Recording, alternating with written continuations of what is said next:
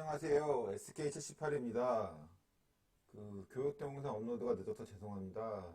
이제 동영상을 녹화한 지 오래돼서 이제 지난번 했던 내용이 어디까지인지 말씀을 드리고 전체적으로 다시 한번 설명을 드리면서 다시 한번 교육 동영상에 대해서 설명을 드리겠습니다.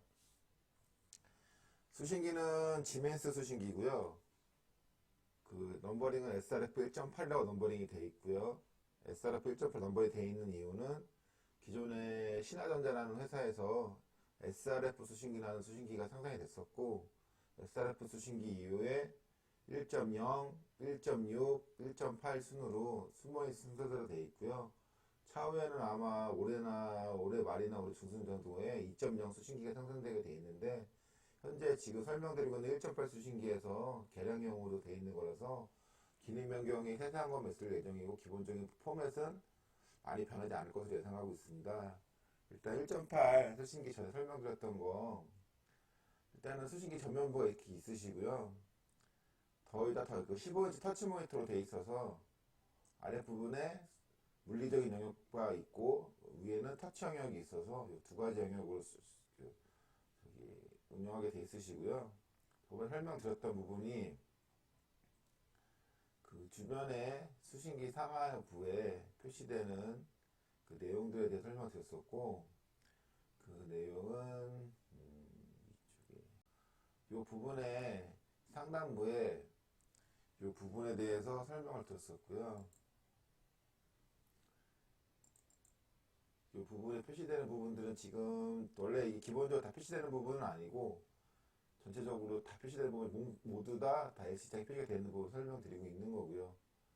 여기서 보시면은 잠금이라고 되어 있는 부분은 제 말은 발신기 잠금 기능을 설정했을 때와 중계기에 문제가 생겼을 경우나 장애가 표시가 되어 있는데 장애 카운터가 안 되게 하기 위해서 사용하기 위해서 마스크라는 기능이 있는데 회선 잠금이랑 마스크라는 기능이 같은 기능인데 그 기능을 설정했을 때 대표 잠금 기능으로 표시가 되게 되어 있으시고요. 스위치 주의라고 표시되어 있는 부분은 연동동지 버튼이라는 것이 있는데 연동동지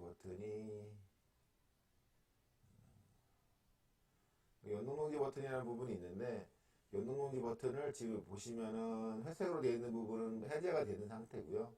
적색이 되어 있는 부분은 동작이 되지 않게 락을 잡아놓은 상태인데 이 락 잠금을 해놓은 상태에서 하나라도 여기서 적색으로 스위치를 락을 잡아놓은 경우에 지금 현재 잡혀있는 부분이 있다고 표시해주는 부분은 스위치 주의고, 여기 보시면 적색으로 연동동지 버튼이라고 되어 있으신데 연동 버튼이 원래는 이거를 전부 다 해제를 해놓게 되면은 백색으로 되어 있고요.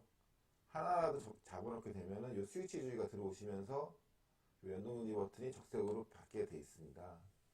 그리고 예비 경보는 아날로그 감지기에서 아날로그 감지기 농도값을 설정을 해놓는데 만약에 20에 15의 동작을 화제를 동작하게 해놨을 때 그보다 하얀 값으로 설정을 해서 10이라고 해놨을 경우에 그 10이라는 농도치가 됐을 때 화제가 뜨기 전에 예비 경보라는 기능을 알려드리는데 이 기능을 설정과 잠금을 할 수가 있고요. 사용했을 때 표시되는 기능이고요. 발신기는 국산 아령 수신기 같은 경우에는 각 소화전에 보시면 빨간색으로 되어 있는 누름 버튼이 있어요. 그 누름 버튼에 있는 응답이라는 선로가 모두 다 같이 병렬 연결이 돼서 수신기에 인입이 돼서 수신기에 발신기라는 단자대에 결속이 되어 있는데 그 결속되는 발신기에 신호가 들어왔을 때 이 표시가 되면서 알려드리는 기능이고, 이 표시 기능이 왜 중요하냐면은 소화전에는 R형 중계기라는 게 들어가 있는데 그 중계기는 단순하게 동작이 됐을 때 표시만 해주는 기능이 있고 그 버튼을 눌러서 표시가 됐는지 그냥 화제가 떠서 동작이 됐는지 알 수 없기 때문에 발신기 마크를 통해서 사람이 눌러서 화제가 떴다, 눌러서 화제가 뜨지 않았다를 구별하기 위해서 발신기 기능이 있는 거고요. 축적중과 비축적중이라는 마크가 있는데 비축적중이라고 되어 있는 앰프는 내가 이 수신기의 축적 기능을 사용한다 안 한다를 표시하는 기능이고요. 축적을 사용하지 않으면은 비축적이라고 떠 있으시고 축적을 사용한다고 하시면은 요 비축적 마크가 사라져 있고요. 이 축적증은 화제가 동작이 됐을 때 축적 기능이 활성화되어 있고 화제가 떴을 때만 축적증이 표시가 되시고, 이렇게 축적 기능을 해제하는 스테이트 동작될 일이 없으시고요. 이 축적증이라는 기능은 중계기에 일반 감지기를 연결해 놨을 때만 반응을 하는 거고, 아날로그 감지기 같은 경우에는 축적 기능이 따로 있지 않습니다. 이 전화 마크는 그 송수학이라고 옛날 군대식으로 옛날 오디오 잭 3.5파이짜리가 아니고 옛날 그 구형 오디오에 꽂는 그런 오디오 잭을 발신기 안에 보면은 가운데 보면은 꽂는 부분이 있는데, 그 꽂는 부분에 꼽아서 수신기에 이 표시가 나면서 소리가 나게 돼 있고요. 그 송수화기를 들게 되시면 그 하나의 소화전에서 몇 개 사용이 안 되고요. 그 소화전에서 수신기하고 통화가 가능하게 되어 있는데, 연결된 전화 간선이 전화 통신선이 아니어서 노이즈가 많이 들어오는 편이고, 음성 인식까지는 간단하게 되는 편입니다.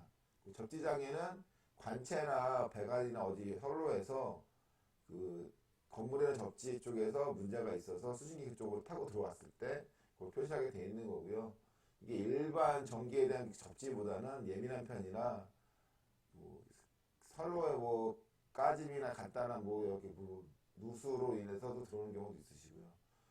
선로 단선과 선로 단락이라는 부분이 있는데, 이 부분은 R형 수신기는 피넷이라는 것을 사용하게 되어 있고, 통신선을 이용을 해서 중계기를 연결해 놓게 되어 있는데, 그 중계기란 선로를 그 일반 감지기처럼 송배전 방식을 쓰는 경우가 있고요. 아니면 그냥 그 단선이 가서 끝나는 경우가 있는데, 단락은 그 두 가지 경우 모두 쓸 수 있는 경우인데요. 선로가 쇼트가 나서 관체 배관에 닿거나 어디 물이 들어가서 접지하고 같은 맥락이긴 한데, 선로를 임의로 자기를 쇼트가 나거나 어디 배관에 붙었을 때 문제가 됐을 때 단락이 뜨는 거고, 단선은 일반 감지기 송배전 방식처럼 통신선이 가고 돌아오는 부분이 수신기에 인입이 됐을 때 양쪽의 간 부분과 온 부분이 한쪽이 문제가 됐을 때 단락이 단선이나 부분이 떠서 루프백 기능이라고 되어 있는데, 루프백 기능에 대해서 설명하게 되어 있는 거고요. 그리고 여기서 제일 헷갈리시는 부분이 있는데, 그 네 개가 수신기에 관련된 전원에 관련된 부분에 표시가 되어 있는데요. 그 전원 이상 마크는 자기 본체에서 문제가 되는 거에서 뜨는 게 아니고, 이 R형 수신기에서 그 엠넷이라는 것을 이용해서 중계반이나 P형 수신기를 연결을 했을 때 그 해당되는 수신기에 전원 이상이 발생됐을 때 표시되는 게 전원 이상이고, 요거는 본체 수신기하고는 아무런 관련이 없습니다. 그리고 요 세 개의 마크만 본체에 관련되어 있는 거고요. 전원 낮음 높음은 이제 수신기의 교류 전원이 220V보다 전격보다 낮았을 때, 더 높았을 때 표시되는 부분이고, 교류 전원 이상은 한전이 220이 정정이 됐을 때, 공급이 중단됐을 때 표시되는 부분이고, 예비 전원 이상은 게이지가 움직이시는 건 아니고요. 고정되어 있는 마크로 들어오며 배터리, 예비 전원 배터리가 문제가 있을 때 표시되는 부분이시고요. 그리고 여기에 보시면은 엠넷이라고 이렇게 표시되는 부분이 있으신데,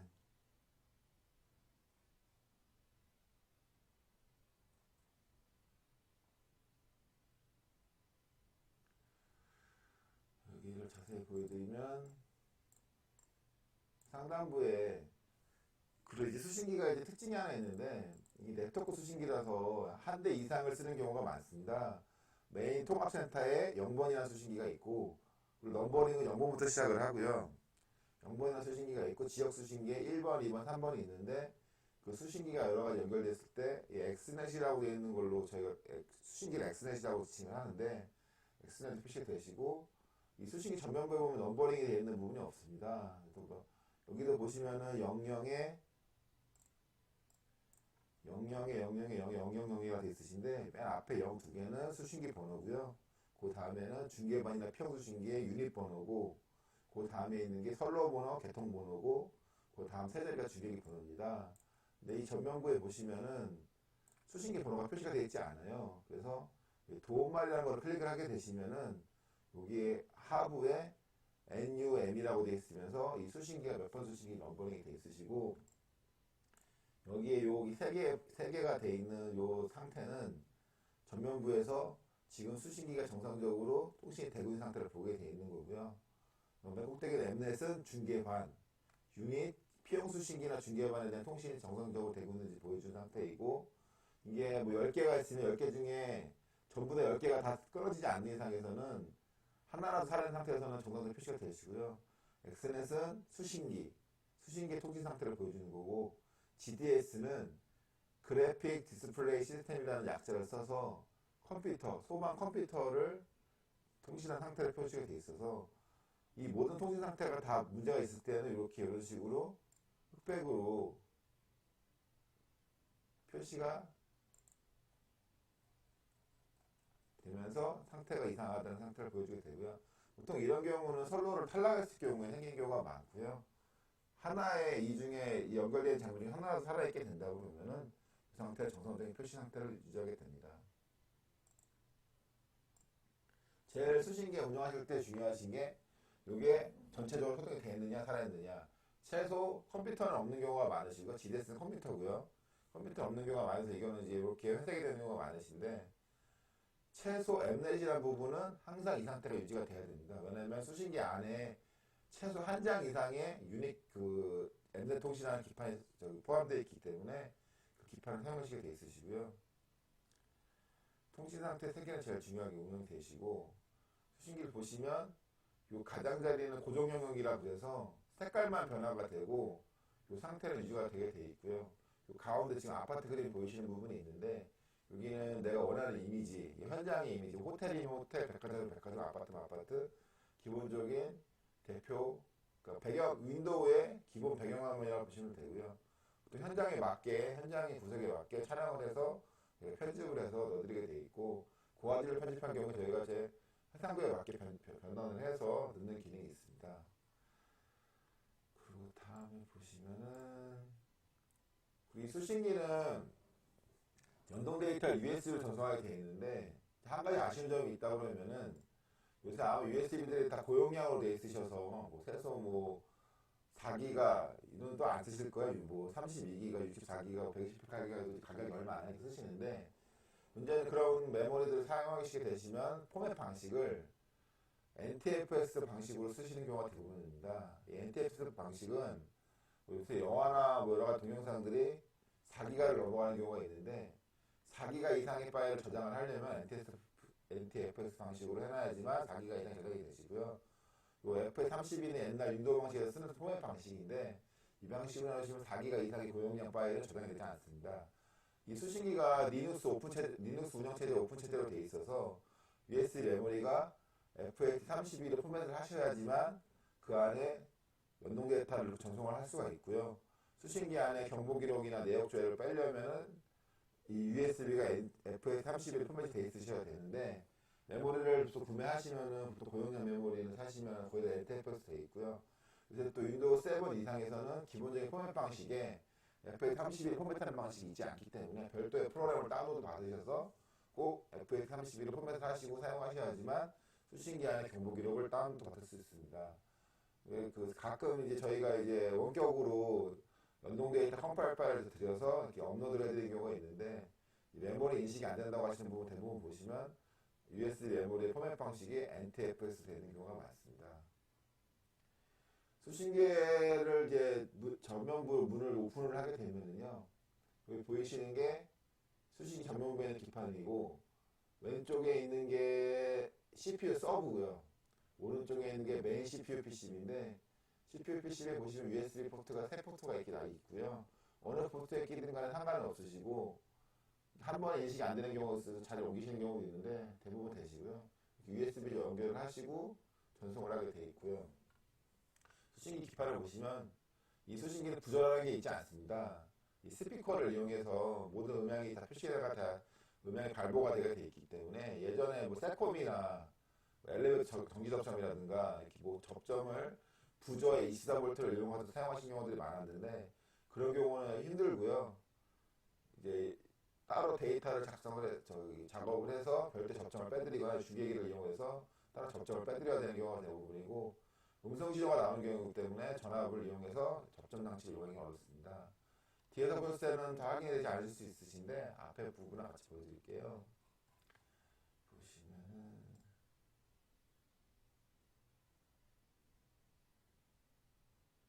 수신기의 전면부고요.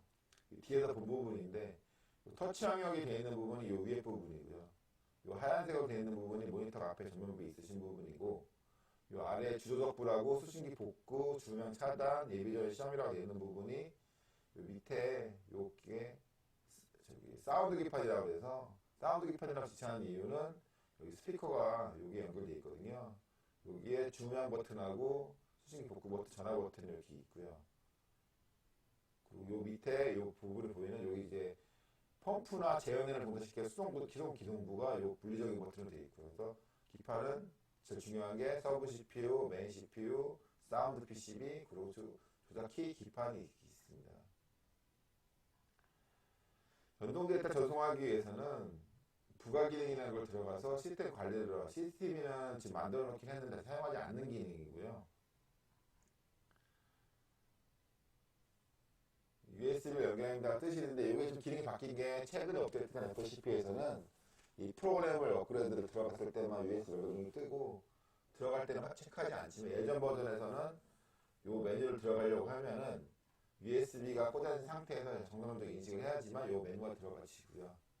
보시면은 예전에는 여기에 연동정보 여기 시스템 로그 삭제나 경보 삭제 같은 게 있었었는데 수신기에 있는 경보 기록을 이미 삭제하는 경우도 있어서 그 기능들을 다 말소를 시켜서요.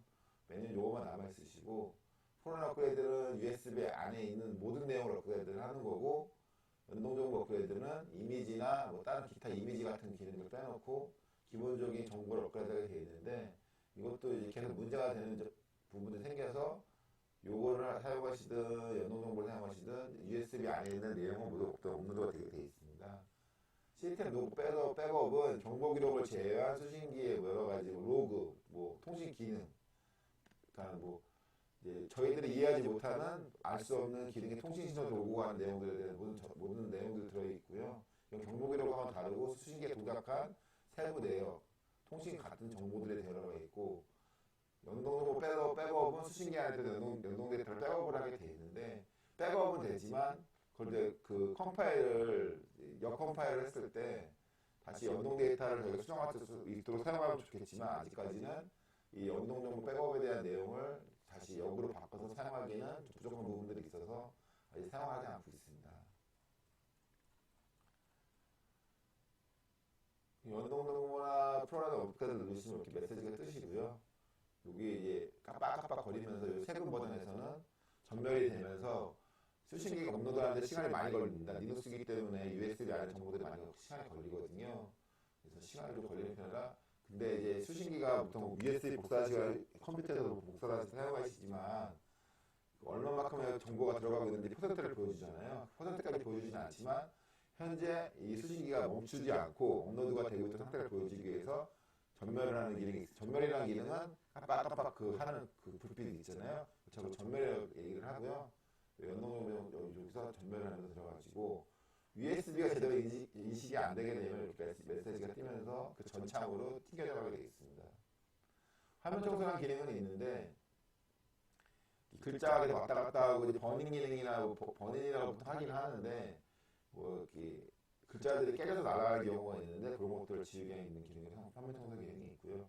거의 사용하지 않는 기능이라서 쓰고 그리고 이제 요새는 이런 기능이 뜰 일이 거의 없기는 한데 TBS나 뭐 광센서 설계망 같은 경우에는 정보값이 많이 써서 뜨는 경우가 있는데 요새는 법적 기능을 위해서 수신기가 블랙박스도 아마 부기적으로 메모리를 이제 아마 포맷해서 사용하실 거예요.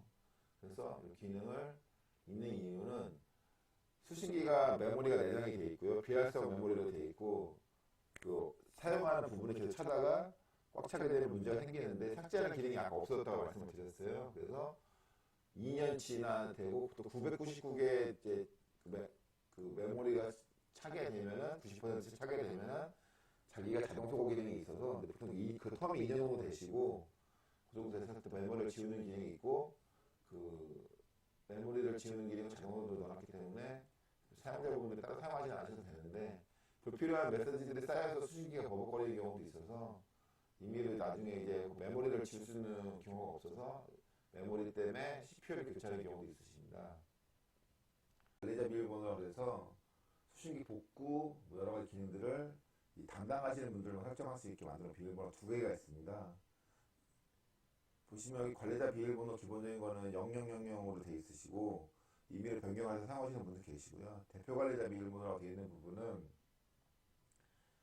지멘스 직원스 비밀번호 업로드하기 위해서 되는 거고, 여기에 번영되어 있는 것들이 지구용준 잠금 기능과 연동데이터 전송, 시스템 관리 잠금 기능들이 있는데, 지구용준 잠금 기능이 이 지멘스 직원들만 건드게 되어 있는데, 이게 현장에서 쓰실 때 담당자분들이 설정하는 경우들이 많아서 이 부분 때문에 저희가 문의를 받아 그 대표 관리자 비밀번호를 발급해 드리는 경우가 있는데, 이 대표 관리자 비밀번호는 날짜가 갱신되게 되면 또 바뀌게 돼 있어서요. 하루에 저희가 발급을 해드려도 그 다음 날에 쓸 수가 없으시고, 그리고 이제 차후에 날짜를 변경해서 계속 쓰시는 분들이 계시는 부분이 생겨서 날짜 변경 기능도 여기 포함이 돼 있어서 날짜도 변경하실 필요가 있으실 때는 그 대표 관리자 비밀번호가 필요하신 경우들이 많습니다.